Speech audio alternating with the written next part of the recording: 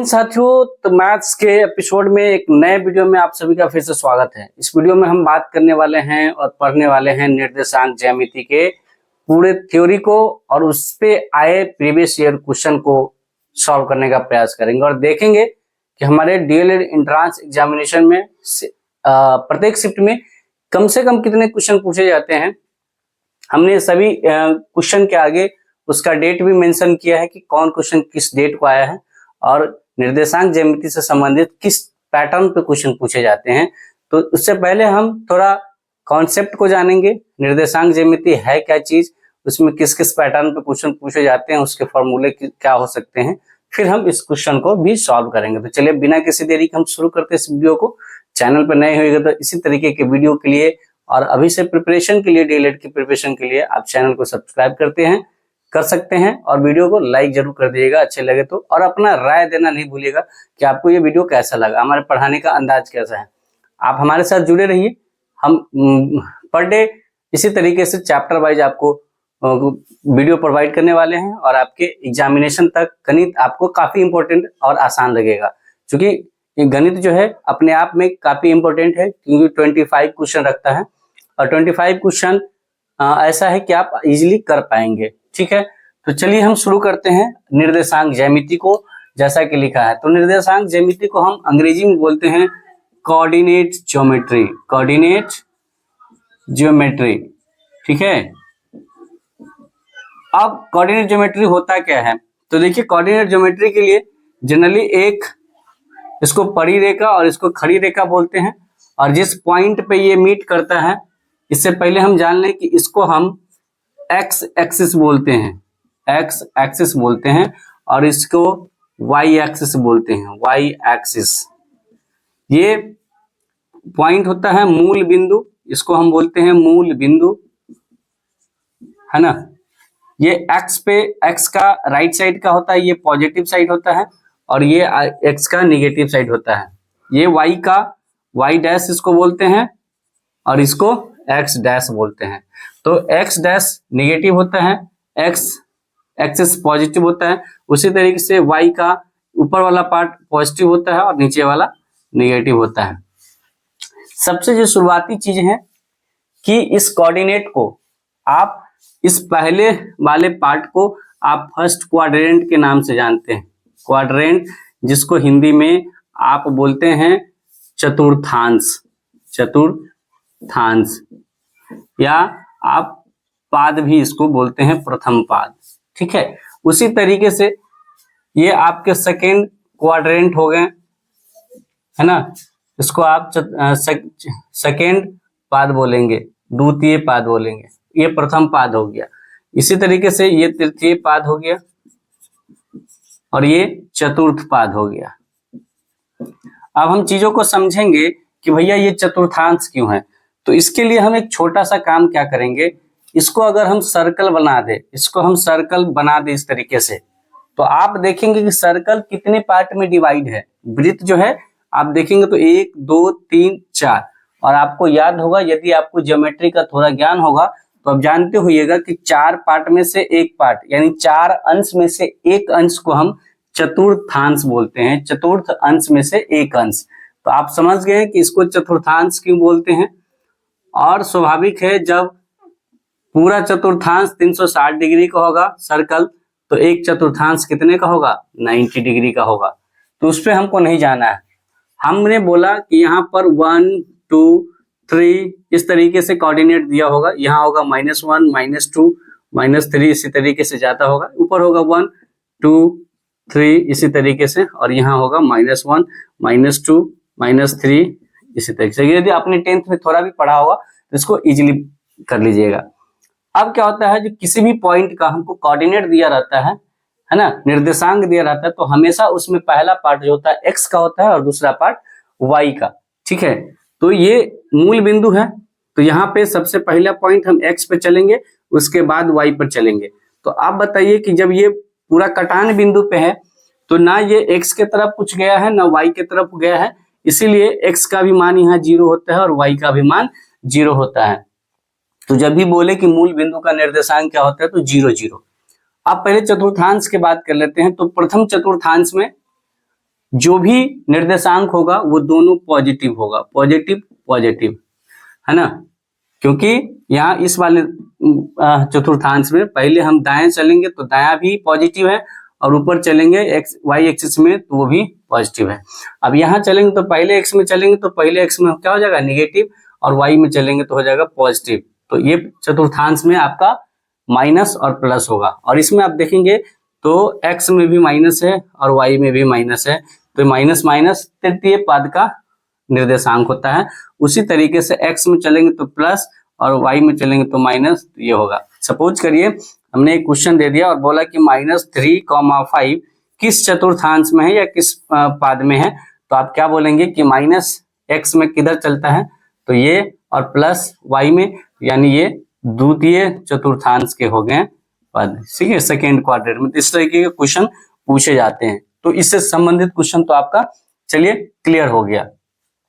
अब जब हम बोलेंगे कि एक्स एक्सिस के जो भी कोऑर्डिनेट है इसको हम बोलते हैं भुज, क्या बोलते हैं, इसको भुज बोलते हैं। और वाई एक्सिस में जो भी कोऑर्डिनेट होता है इसको हम कोटि बोलते हैं, ठीक है। समझ में आ गया कि एक्स में अगर हम बोले कि एक्स और वाई कोऑर्डिनेट है किसी का 3,4, तो अगर बोल देगा कि एक बिंदु का निर्देशांक 3,4 है, तो इसमें बताइए भुज कौन है, तो भुज हमेशा एक्स होता है तो 3, और कोटि हमेशा वाई होता है, तो ये आपका हो जाएगा 4। तो यहाँ तक आपको चीजें क्लियर हो गई होंगी।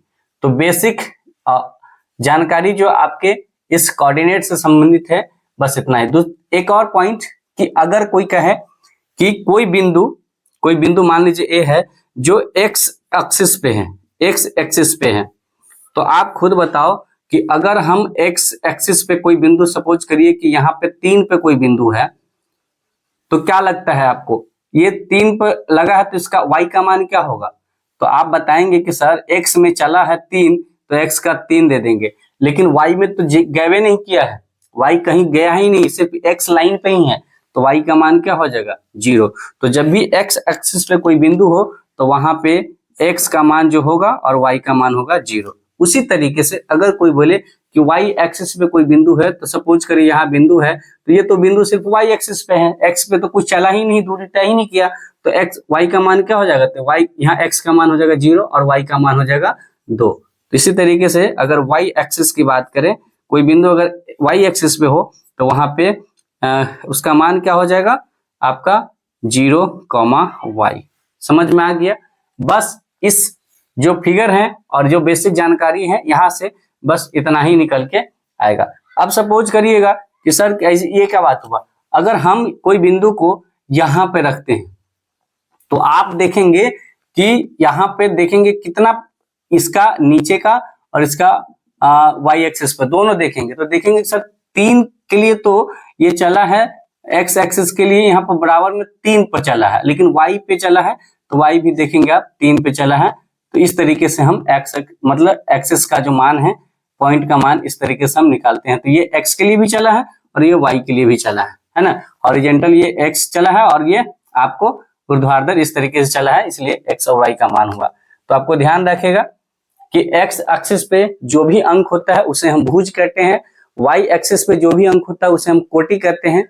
मूल बिंदु यानी एक्स एक्सिस और वाई बिंदु के कटान बिंदु को मूल बिंदु कहते हैं, और मूल बिंदु का निर्देशांक होता है 0,0, एक्स में भी 0 और वाई में भी 0।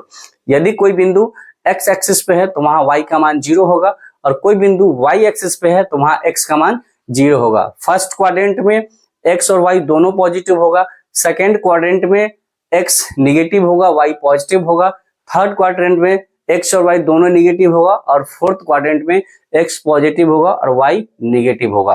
तो इतना तक अगर आपको समझ में आ गया होगा तो अब हम चलते हैं अपने आगे के तरफ, ठीक है। ये तो बेसिक जानकारी, इससे क्वेश्चन आएगा। अब हम जो देखेंगे वो दूरी सूत्र के अकॉर्डिंग, मान लीजिए कोई बिंदु ए है जिसका निर्देशांक है x और y, x1 y1, और कोई बिंदु है b जिसका निर्देशांक है x2 और y2। अब बोला कि इन दोनों के बीच की दूरी हमको चाहिए कि इसका दूरी कितना होगा। तो इस दूरी सूत्र का फॉर्मूला होता है दूरी सूत्र, इसको दूरी सूत्र के नाम से जानते हैं, इसको बोलते हैं root under x1 minus x2 का whole square plus y1 minus y2 का होल स्क्वायर, या इसी को आप ऐसे लिख सकते हैं कि x2 माइनस x1 का whole square plus y2 minus y1 का होल स्क्वायर। चूंकि इन दोनों का उलट पुलट के इसलिए बोलते हैं कि लास्ट में आपका स्क्वायर होना है, और स्क्वायर होने से पहले यदि पॉजिटिव हो या निगेटिव हो उससे फर्क नहीं पड़ता है, लास्ट में उसको पॉजिटिव होना था, इसलिए इसको हम उल्टा पुल्टा लिख देते हैं। अगर कोई बिंदु मूल बिंदु है और मूल बिंदु से किसी बिंदु की दूरी पूछी गई है तो उसका दूरी सूत्र होता है मूल बिंदु से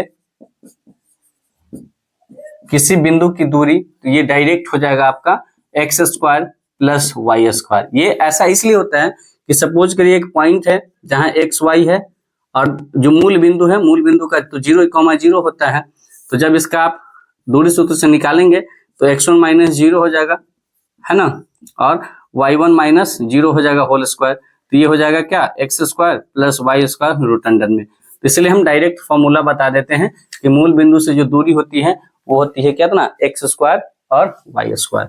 उसके बाद जो हमारा कोई दो बिंदु है ए कॉमा बी और उस पे कोई बिंदु मध्य बिंदु है ना, मध्य बिंदु का फॉर्मूला अगर निकालना हमको एक्स और वाई, और इसका दे दिया हो ये बड़ा एक्स है, ये x1 y1 और ये x2 y2, और कोई बिंदु इन दोनों रेखा को बीचों बीच काटती हो मध्य बिंदु, तो ये इसको हम बोलते हैं मध्य बिंदु फॉर्मूला, मध्य बिंदु सूत्र, मध्य बिंदु सूत्र। तो मध्य बिंदु का x और y निकालना हो तो हम कैसे निकालते हैं, x बराबर होता है x1 प्लस x2 बाई 2 और y बराबर होता है y1 प्लस y2 बाई 2। अगर यहाँ नहीं दिख रहा तो y बराबर हो जाएगा y1 प्लस y2 बाई 2। तो इस तरीके से अगर कोई दो बिंदु से बनी रेखा को कोई तीसरी बिंदु बीचों बीच काटती हो और उस बिंदु का निर्देशांक निकालना हो तो आप दोनों बिंदु के x को जोड़ के बट्टे 2 कर देंगे और दोनों बिंदु के y कोऑर्डिनेट को जोड़ के बट्टे 2 कर देंगे, तो ये मध्य बिंदु सूत्र निकल जाएगा। ठीक है, उसके बाद अब हमारा आ जाता है विभाजन सूत्र, जो कि सेक्शन फार्मूला के नाम से जानते हैं। तो हम सेक्शन फार्मूला की तरफ चलते हैं। क्या कहता है हमारा सेक्शन यानी विभाजन सूत्र। अब विभाजन सूत्र में कहता है विभाजन सूत्र, जिससे क्वेश्चन आता है। विभाजन सूत्र कहता है कि कोई बिंदु मान लीजिए कि a कॉमा बी है, a कॉमा बी है ना, और इन दोनों का कोऑर्डिनेट x1 y1 है, x2 y2 है, और इस पे कोई बिंदु जो है इसको अनुपातिक विभाजित करता हो। क्या कर रहे हैं, अनुपातिक विभाजित करता है, यानी अनुपात के रूप में विभाजित करता है। ठीक है, सपोज करिए ये कोई बिंदु है C जो m1 इंटू m2 के रेशियो में इसको विभाजित करता है, तो वहां पे C का जो कोऑर्डिनेट होगा, C का जो निर्देशांक होगा बड़ा X और Y, वो क्या होगा, तो इससे हम बोलते हैं विभाजन सूत्र। और विभाजन सूत्र में x बराबर जो फॉर्मूला हो जाता है x निकालने का, वो होता है m1 into x2 minus m2 into x1 by m1 जोड़ m2। ठीक है, उसी तरीके से y का निकालना हो तो m1 y2 minus m2 y1 बटे m1 जोड़ m2।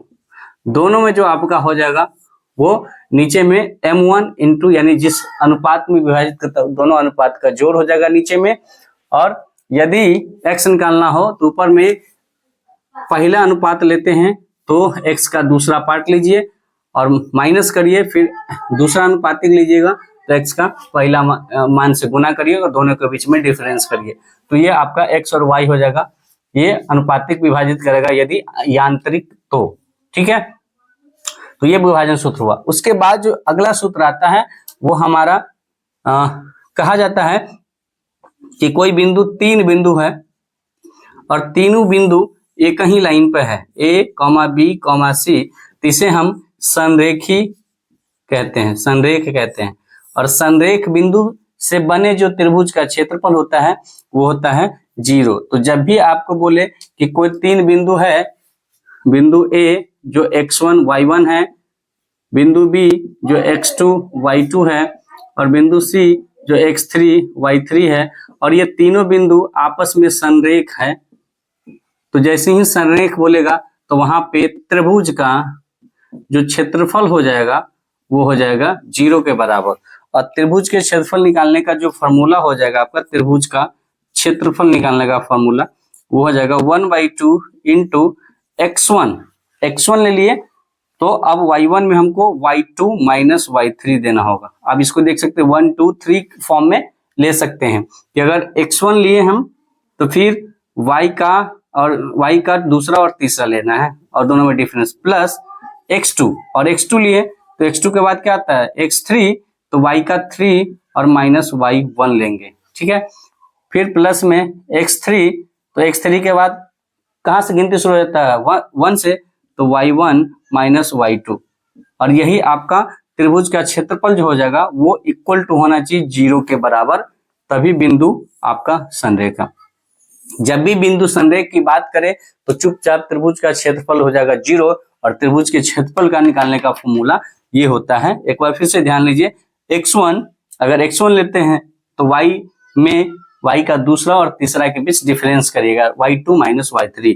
x2 लेते हैं तो 2 3 1 याद रखिएगा, x3 लेते हैं 3 1 2 याद रखिएगा। तो ये आपके जो क्वेश्चन है ये हो गए हैं, और इसी पे आधारित आपके निर्देशांक ज्यामिति के क्वेश्चन पूछे जाते हैं। अब ठीक है, तो चलिए अब बिना किसी देरी के हम क्वेश्चन को सॉल्व करते हैं। वीडियो जरूर अच्छी लगे तो लाइक करिएगा, जरूर लाइक करिएगा, लाइक करने से हमको मोटिवेशन मिलेगा, क्योंकि यूट्यूब पे वीडियो बनाने में काफी मेहनत होती है और खासकर व्हाइट बोर्ड पे बनाने पे लाइटिंग का काफी समस्या होता है, ठीक है। और तो चलिए हम शुरू करते हैं बनाना। क्वेश्चन हमारा देख लीजिए, क्वेश्चन कह रहा है कि बिंदु -3, 4 और 1, -2 को मिलाने वाली रेखाखंड को y अक्ष किस अनुपात, अभी हमने कहा कि y अक्ष की बात करें तो यहां x का मान क्या हो जाएगा 0, तो इस कोऑर्डिनेट का मान होगा x 0, y, ठीक है। और जो बिंदु है वो है -3, 4 और दूसरा है b 1, -2, ये b है ये a है। अब रेखाखंड को y अक्ष किस अनुपात में विभाजित करेगी, इसका मतलब है कि यहाँ जो मान की बताया गया है ये जो मान है किस अनुपात में, तो ये 0, y है, ठीक है। अब जब भी हमको मान दिया हो किसी एक भी अक्ष कोऑर्डिनेट का, तो इसको हम मान लेते हैं कि m1 इंटू m2 के अनुपात में विभाजित करता है।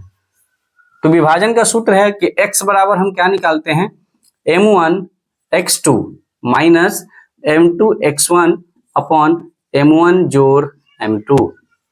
अब यहां से आप देखेंगे तो x का मान हमको पता है, इसका इस मान का 0, जिसका मान पता है वही ले लीजिए।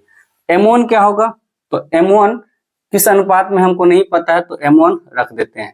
x2 क्या हो जाएगा हमको यहाँ से, तो ये होगा x1, ये होगा y1, ये होगा x2 और ये होगा y2। तो x2 कितना हो जाएगा 1 माइनस m2, तो m2 नहीं पता है, और x1 कितना हो जाएगा तो माइनस का 3 बट्टा m1 जोड़ m2, कोई दिक्कत नहीं। अब इसको क्रॉस मल्टीप्लिकेशन करेंगे तो यहां से देखेंगे तो m1 इंटू m2 को अगर 0 से करेंगे तो ये 0 दे देगा पूरा, और ये हो जाएगा m1 माइनस ये कितना हो जाएगा माइनस माइनस प्लस का 3m2। अब यहां से किसी एक पार्ट को हम बाहर लाते हैं, है ना, किसी एक पार्ट को हम बाहर लाते हैं बराबर की साइड, तो अगर इसको हम लाएंगे तो ये होगा माइनस का m1 is equal to 3m2। अब m1 बट्टा m2 करेंगे तो ये हो जाएगा 3 बट्टा 1, तो इसका रेशियो होगा 3:1। अब बहुत लोग कहेंगे कि सर ये तो माइनस में है, तो माइनस में भी मान अगर आए तो अनुपात में माइनस नहीं कुछ करता है, माइनस को हटा दिया जाता है, तो इसका करेक्ट आंसर हो जाएगा 3:1, यानी ऑप्शन नंबर बी इसका करेक्ट आंसर हो जाएगा, यानी 3:1 के अनुपात में ये y एक्सिस इसको विभाजित करेगी।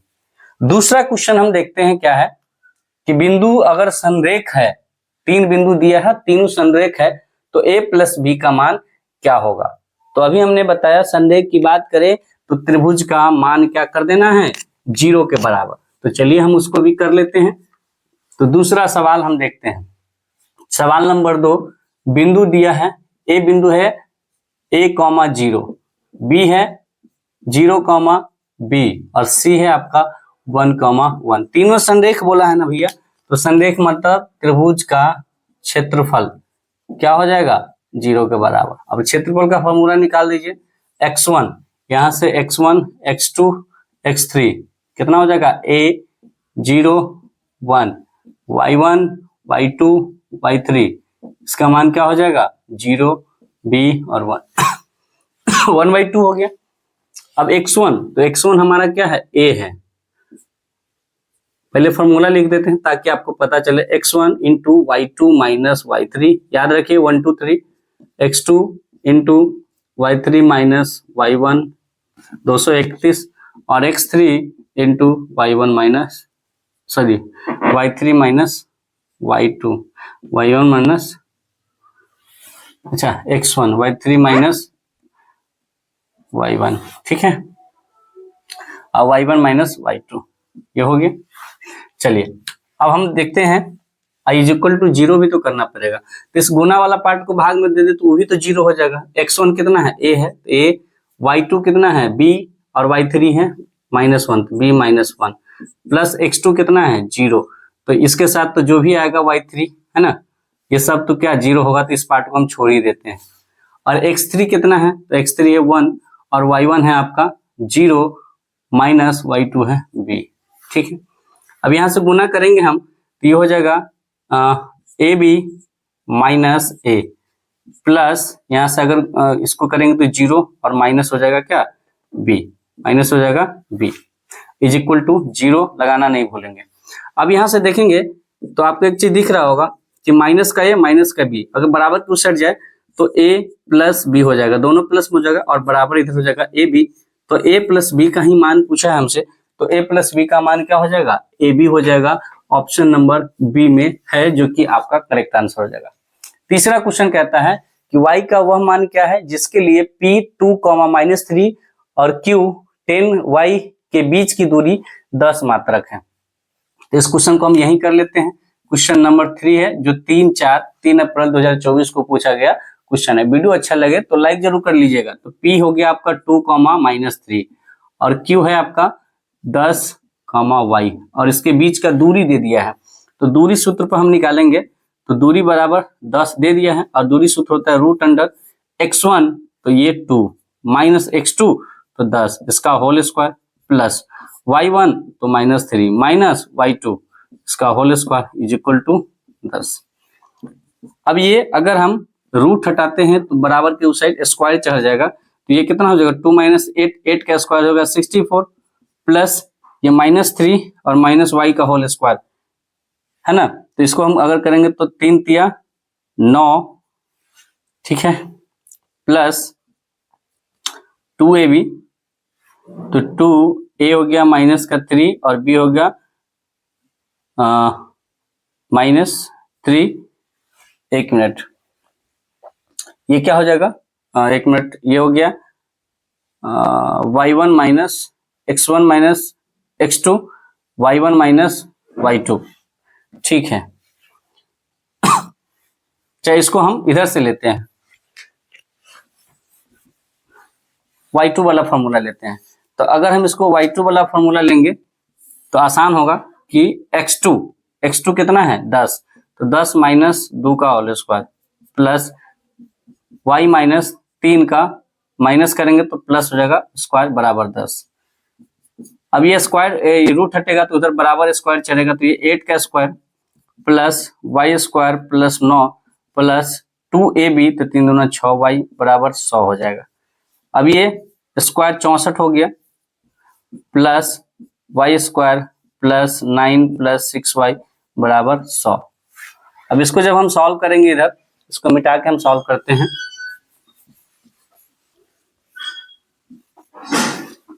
तो यहां से आ जाएगा आपको देखिएगा बराबर के 69 64 और 9 73, ठीक है। तो 73 बराबर कुछ हट जाएगा, तो ये हो जाएगा वाई स्क्वायर प्लस 6y बराबर 100 माइनस कितना 73 इज इक्वल टू 0। तो वाई स्क्वायर प्लस 6y है ना, और इसको जब हम ये करेंगे घटाएंगे तो क्या आ जाएगा माइनस का प्लस 27 जो कि बराबर की साइड आएगा, तो माइनस का 27 इज इक्वल टू 0। अब यहाँ से y का मान हमको निकालना है, तो y का 2 मान निकलेगा जो कि द्विघात समीकरण हो गया। और अभी हमने अल्फा और बीटा निकालने के लिए बताया है, तो उतना नहीं हम करेंगे, गुणनखंड विधि कर देंगे। तो ये कितना आ जाएगा, क्या करेंगे, जो गुना जोड़ करने पर, जोड़ या घटाव करने पर 6y और गुना करने पर 9, तो 9 और 3 का करेंगे तो ये हो जाएगा, और 9 3 करेंगे, ठीक है। Y square plus 9y minus 3y minus 27 is equal to 0। तो अब यहाँ से देखेंगे तो ये 9 है और ये माइनस 3 है। अब पलट देंगे तो ये हो जाएगा माइनस का 9 और ये हो जाएगा प्लस का 3।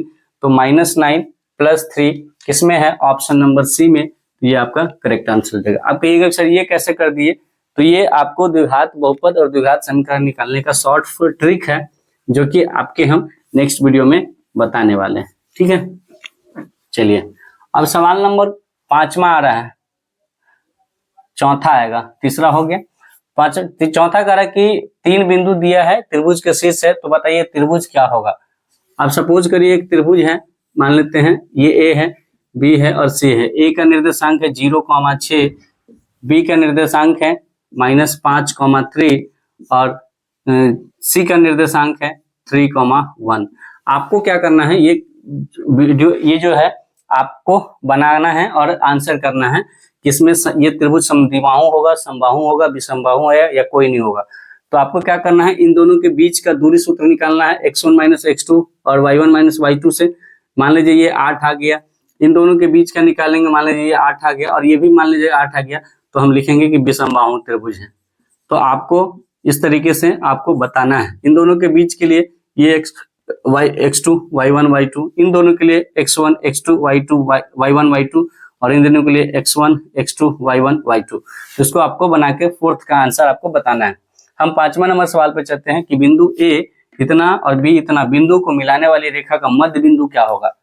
ये आसान क्वेश्चन है, मध्य बिंदु का डायरेक्ट फॉर्मूला लगा देंगे। देख रहे हैं ना, जो हमने बताया है सेम वही क्वेश्चन पूछा गया है, और ये क्वेश्चन 5 अप्रैल 2024 को पूछा गया। मध्य बिंदु का बता रहा है, तो x और y निकालने के लिए हम क्या करेंगे, इन दोनों को योग करेंगे, 6 4 10, 10/2 क्या आ गया 5 आ गया, x का मान 5 5 10 बट्टा 2 क्या आ गया 5। तो 5,5 किस ऑप्शन में है, तो 5,5 आपका है ऑप्शन नंबर बी में, इसलिए इसका आंसर बी हो गया। छठा क्वेश्चन हम देखते हैं। छठा नंबर क्वेश्चन क्या कहता है कि बिंदु 5 cos थीटा तथा 0 sin थीटा के बीच की दूरी, तो ये ए है जो कि 5 cos थीटा इंटू 0 और बी है 0,5 sin थीटा। ये आपका x1 हो गया, ये x2 हो गया, ये y1 हो गया, ये y2 हो गया। अब इस पर हम फॉर्मूला लगा देंगे दूरी सूत्र का। तो x1 हो गया 5 cos थीटा माइनस 0 का होल स्क्वायर प्लस ये क्या हो गया y1 0 माइनस 5 sin थीटा का होल स्क्वायर, ठीक है। अब यहां से करेंगे तो हम 5 cos स्क्वायर माइनस 0 यानी 25 cos स्क्वायर थीटा। यहाँ पर -5 साइन का करेंगे तो 25 sin square theta root under में। अब यहाँ से रूट अंडर में 25 कॉमन लेंगे तो ये आ जाएगा cos square theta plus sin square theta. अब आपको पता होना चाहिए, अगर त्रिकोणमिति के बारे में थोड़ा जानकारी होगा तो cos square theta plus sin square theta का मान होता है 1, तो 25 गुने 1 होगा 25 और रूट अंडर में 25 निकल के बाहर आएगा 5। तो इसका करेक्ट आंसर हो जाएगा ऑप्शन नंबर ए 5 ऑप्शन। बिंदु 3 4 और x1 मूल बिंदु से समदूरस्थ है, तो x का मान बताइए कि क्या होगा।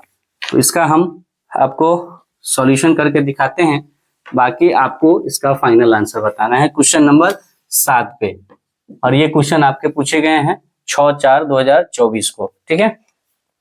समदूरस्थ यानी मान लीजिए कोई बिंदु है, एक मूल बिंदु है 0,0 और यहाँ से दो बिंदु है जो समान दूरी पर है, ठीक है, जिसका है 3,4 और इसका है x,1। तो बोला कि x का मान बताइए, तो आपको क्या करना है, इन दोनों के बीच का दूरी, इसका नाम दे देते हैं ए बी सी। तो ए बी का जो दूरी होगा वो ए सी के दूरी के बराबर होगा। तो रूट अंडर में आप लगा देंगे x1 माइनस x2 यानी 0 माइनस 3 का होल स्क्वायर, y1 0 माइनस 4 का whole square is equal to root under में 0 माइनस x का होल स्क्वायर और प्लस 0 माइनस 1 का होल स्क्वायर। रूट से रूट कट गया, अब बचेगा यहाँ पर तो 3 तिया 9 हो जाएगा, 4 चौका 16 हो जाएगा और यहाँ एक्स स्क्वायर और ये प्लस का 1 हो जाएगा। तो 16 और 9 कितना हो गया 25, 16 9 हो गया 25, एक उधर का माइनस आएगा और ये एक्स स्क्वायर हो जाएगा। तो एक्स स्क्वायर बराबर हम कह सकते हैं 24। और आपको हमने पिछले भी वीडियो में बात किया था कि जब भी चर मान यानी एक्स वाई जेड या ए बी सी डी पर से स्क्वायर हटता है तो बराबर के दाएं साइड आपके x बराबर प्लस माइनस के साथ रूट चढ़ता है 24 पे। तो 24 को हम बोल सकते हैं क्या 4 रूट यानी 4 छक 24। तो इसको बोल सकते हैं रूट अंडर में अगर करेंगे तो 4 गुने 6 होगा और 4 का स्क्वायर निकल जाएगा बाहर तो आएगा 2 रूट 6, लेकिन होगा किसके साथ तो प्लस माइनस के साथ। तो प्लस माइनस 2 रूट 6 हो जाएगा इसका करेक्ट आंसर।